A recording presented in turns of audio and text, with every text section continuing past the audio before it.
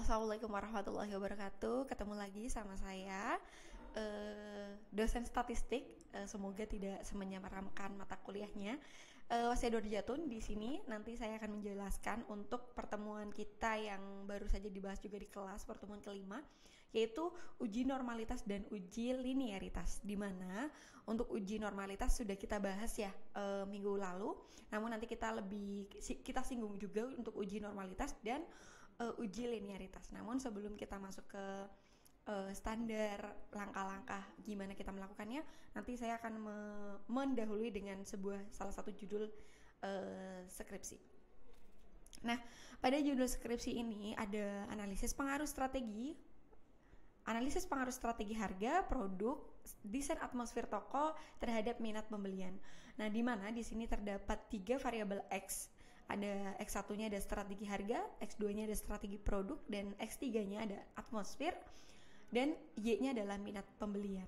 Di mana seperti yang sudah saya singgung kemarin, adanya regresi sederhana dan regresi berganda. Nah, dalam uji atau tahapan ini ada juga bisa disingkat juga dengan nilai parsial atau uji parsial. Itu berarti X1 ke Y, X2 ke Y gitu kan. Kemudian X3 terhadap variabel dependen atau variabel Y. Kemudian ada istilah regresi linear berganda atau uji simultan, di mana variabel X1, X2, X3 itu saling berkaitan atau tidak terhadap satu sama lain tuh saling terkorelasi atau terlinearisasi atau tidak.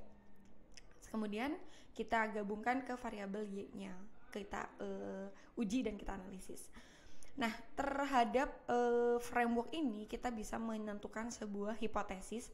Hipotesis yang pertama itu adalah H0 atau H0 itu bisa dibaca tidak ada pengaruh strategi harga terhadap minat pembelian konsumen apabila nilai standarnya nanti berapa.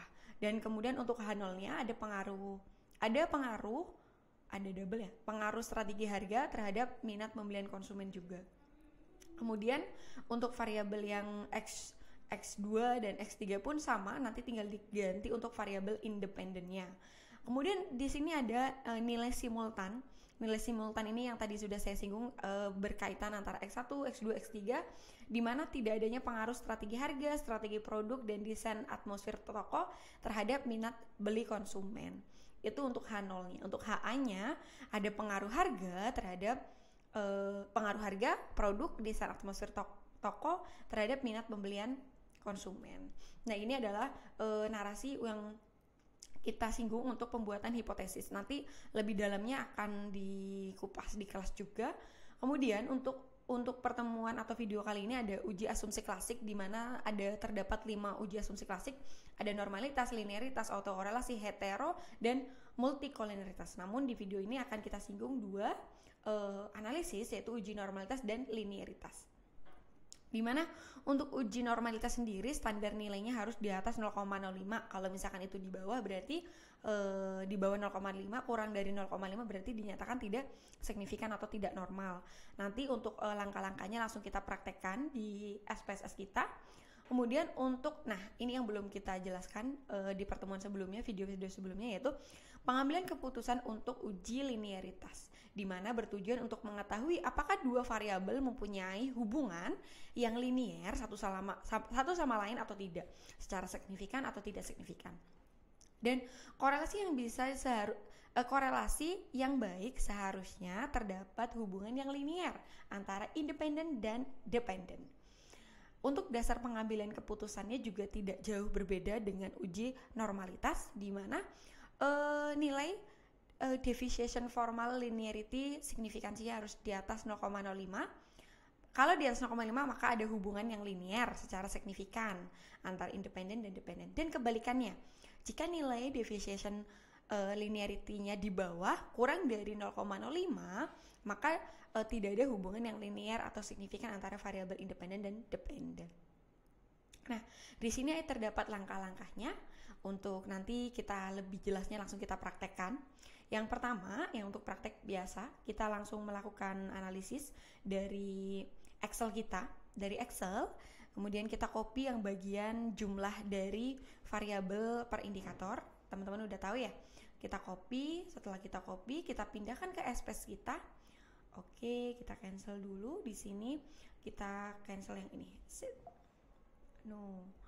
Nah, datanya seperti ini. Kita delete dulu yang tadi sudah saya uji. Setelah datanya kita masukkan ke SPSS di bagian data view, jangan lupa kita namain juga ada X1, X2, X3 dan Y, terus ada labelnya di mana X1 adalah strategi harga, X2 adalah produk, X3 adalah desain atmosfer toko, dan Y-nya adalah minat beli atau minat beli konsumen. Langsung kita uji normalitas, klik analyze, regression, linear. Kemudian kita klik yang bagian plot, yang bagian kita klik dulu. Oke, kita cancel dulu, kita ulang. Pertama kita klik bagian save, kemudian kita klik yang residual. Kita klik yang residual, kemudian yang ini tidak usah diklik. Kita continue, kemudian kita klik OK. Nah, dari hasil ini jangan kita hiraukan dulu, kita langsung klik analisis lagi, klik analysis. Terus kita klik non-parametric test, kita pergi ke lisensi dialog, kemudian ke one sample KS atau Kolmogorov Smirnov. Kita pindah bagian residual standarnya di bagian ini, di bagian test variable list, kemudian kita klik OK. Nah, hasilnya itu yang mana, Bu? Hasilnya itu yang NPIR test yang bagian simple, significant, to tell, yaitu 0,195, di mana 0,195 itu adalah di atas atau lebih besar dari 0,05, berarti dinyatakan dinyatakan normalitas atau terdistribusi normal. Nah, untuk tahap kedua, untuk linearitas, yaitu kita langsung klik bagian di data view, kita cek. Nah, di sini ada rest-nya, kita delete dulu biar lebih gampang. Kita klik analyze, kemudian kita klik regression lagi, kemudian kita klik bagian save. Jangan lupa yang bagian predictive value, kita klik bagian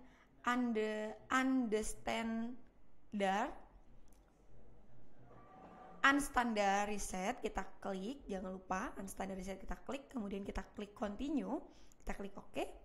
Nah, kita jangan hiraukan dulu, kita cek juga di bagian data view terdapat dua nilai ya, ada residual dan residual.